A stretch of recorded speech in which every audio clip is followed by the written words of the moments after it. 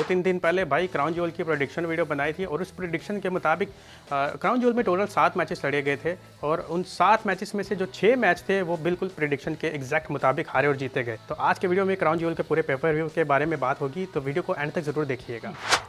Crown jewel pay per view का आगाज बड़ा धमाकेदार मैच के साथ हुआ। मैच था वर्ल्ड हैवीवेट चैंपियनशिप के लिए Drew McIntyre versus Seth Rollins. बराबरी का मुकाबला चला, लेकिन सेथ रॉलिंस ने ड्रू मैकिंटायर को आखिरकार चित कर दिया। ड्रू मैकिंटायर का ख्वाब था कि वो क्राउड के सामने चैंपियन बने, वो एक बार फिर से सेथ रॉलिंस ने चकनाचूर कर दिया। ड्रू मैकिंटायर जब रिंग छोड़कर गए हैं तो काफ़ी ज़्यादा उदास और गुस्से में नजर आए। मैच के बाद ड्रू मैकिंटायर बैक स्टेज पर बैठे हुए थे और रिया रिप्ली आई और दोनों एक दूसरे को देखने लगे। कुछ ऐसी अजीब नज़रों से वो देख रहे थे जैसे कुछ ना कहकर भी बड़ा कुछ कह चुके हों। खैर, मैच के बाद ड्रू मैकिंटायर जब चले गए थे तो Damien priest money in the bank briefcase cash in करने के लिए आ गए और थके हारे सेथ रॉलिंस को निशाना बनाने वाले थे कि सैमी ज़ेन न जाने कहाँ से टपक आए और उन्होंने डेमियन प्रीस्ट का ब्रीफकेस छीन लिया और क्राउड से होते हुए भाग गए और डेमियन प्रीस्ट भी उनके पीछे भागते भागते पता नहीं कहाँ चले गए। तो सेथ रॉलिंस ये अजीब मूवमेंट देखकर सेथ रॉलिंस भी थके आ रहे थे, थोड़े परेशान थे, तो उनके चेहरे पर भी स्माइल आ गई कि ये आखिर हुआ क्या है। पिछली प्रेडिक्शन वीडियो में मैंने प्रेडिक्ट किया था कि सैमी ज़ेन शायद वापस आएंगे, लेकिन एज अ हील और रोमन रेंस के साथ मिलकर एलए नाइट की हार का सबब बनेंगे, लेकिन यहाँ पर उल्टा ही हो गया। तो रिपोर्ट ज़रूर थी कि सैमी ज़ेन कुछ ना कुछ करेंगे, तो उन्होंने ये कर दिया। नेक्स्ट मैच की अगर बात करें तो वो था फैटल 5-वे वुमेन्स वर्ल्ड हैवीवेट चैंपियनशिप के लिए। इस मैच में रिया रिप्ली की एंट्रेंस देखने वाले थे, बिल्कुल जैसे जॉन सीना ने एक बार की थी रेसलमेनिया के मौका पर, जब दो तरफ जो है रैंप के फेक जॉन सीना थे, फिर दरमियान से जॉन सीना भागते हुए आए थे, तो बिल्कुल उसी तरह। लेकिन इस बार रिया रिप्ली फेक नहीं थी, अरेबिक लोग थे दोनों तरफ और दरमियान से फिर रिया रिप्ली आई थी, तो काफ़ी मज़े की ये एंट्रेंस थी। और खैर, इस पूरे मैच में शेना बेजलर की एक मूव देखने लायक थी, जब इन्होंने सबमिशन लॉक लगाया था। एक टाइम पे 3 लोगों को शेना बेजलर ने सबमिशन लॉक लगा के सबको हैरान किया था। फिर मैच के दौरान एक ऐसा मौका आया कि 3 से 4 ऐसे लोग थे जो एक दूसरे के ऊपर चढ़े हुए थे। रिया रिप्ली ने फिर फ्रॉग स्प्लैश लगाकर शेना बेजलर को 3 काउंट के साथ बीट किया और अपने टाइटल को रिटेन किया।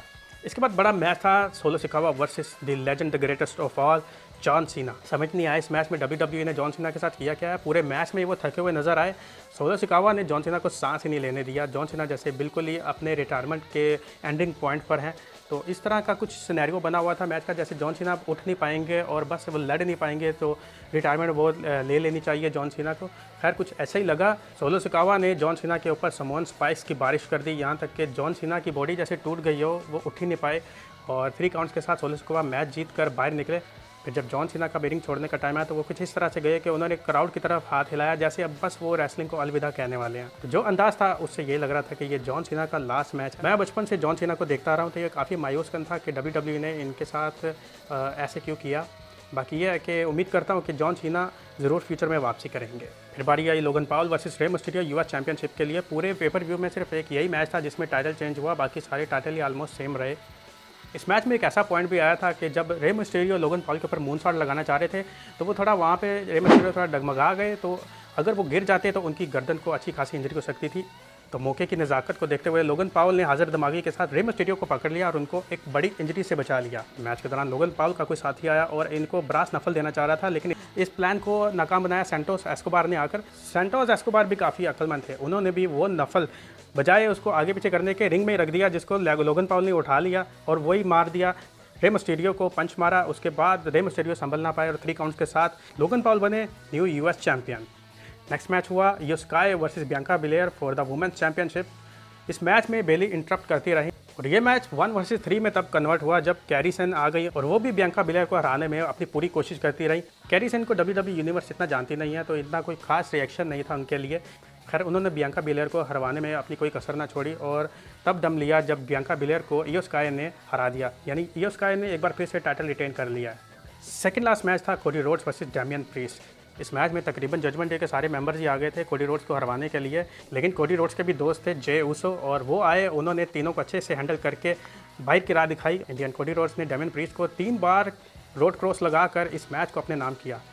तो क्राउन ज्वेल का ये पेपर व्यू डेमियन प्रीस्ट के लिए एक नाइटमेयर से कम नहीं था, क्योंकि पहले तो वो अपना money in the bank briefcase cash नहीं कर पाए और उसके बाद अपना मैच भी हार गए। तो आखिर में बात करेंगे मेन इवेंट की, Roman Reigns versus LA night. ये मैच स्टार्ट में ही ऐसा था कि दोनों सुपरस्टार जैसे आपस में पर्सनल होना चाहते हैं। सऊदी क्राउड की तरफ से देखा जा रहा था कि वो रोमन रेंस को अच्छा खासा बुक कर रहे हैं और एलए नाइट में द रॉक की रूह आई हुई थी। पूरे मैच के दौरान वो ढीले नहीं पड़े। जब भी रोमन रेंस इनको गिराते थे तो थोड़ी देर बाद वो अपने आप को स्टेबल कर लेते थे। इन दी एंड अपना मैन्यूवर लगाकर वो मैच जीतने वाले थे कि जिमी ऊसो आ गए और उन्होंने रोमन रेंस का जो पाँव था 3 काउंट्स के दौरान वो रोप के ऊपर रख दिया, जिसको एलए नाइट ने देख लिया और फिर एलए नाइट ने जिमी ऊसो को अनाउंस टेबल के ऊपर फेंका। अनाउंस टेबल भी टूटा और जिमी ऊसो की कमर भी टूटी और इस सिचुएशन का फ़ायदा उठाया रोमन रेंस ने, जिन्होंने स्पीयर लगाया एलए नाइट को थ्रू द बैरिकेड। उसके बाद एलए नाइट उठ ना पाए और इनको रिंग में लेकर रोमन रेंस ने एक और स्पीयर लगाया और 3 काउंट्स किए और अपने टाइटल को रिटेन किया। तो क्राउन ज्वेल में यूएस टाइटल के अलावा बाकी सारे टाइटल सेम रहे। ड्रू मैकिंटायर हारे, जॉन सीना हारे और एलए नाइट भी हार गए। तो सारे पेपर व्यू के बारे में आप सबकी क्या राय है कमेंट बॉक्स में ज़रूर शेयर कीजिएगा। मिलते हैं अगले वीडियो में। सी यू नेक्स्ट टाइम।